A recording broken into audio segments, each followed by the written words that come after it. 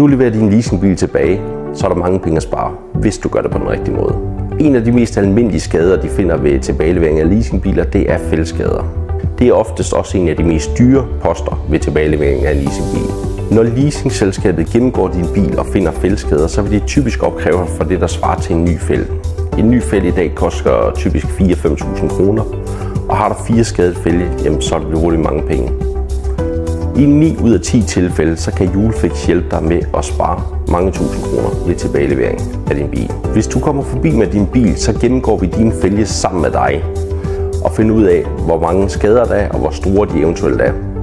Er det små skader, så kan de tit gå under en bagatelgrænse hos leasingselskabet, og så er det ikke noget, du bør betale for. Det kan vi hurtigt rådgive dig omkring, hvis du kommer forbi. Har du store skader på din fælge, så bør de udbedres, inden du leverer den tilbage til dit leasingselskab. Når du kommer forbi, og vi gennemgår din fælge sammen med dig og laver et tilbud på det, så er det uforpligtende. Så du behøver ikke nødvendigvis at tage imod vores tilbud. Er det billigere at bare aflevere den tilbage til dit leasingselskab, så står det dig frit for. Tag fat i os i dag, så kan vi gennemgå din fælge, inden din bil skal leveres tilbage til leasingselskabet.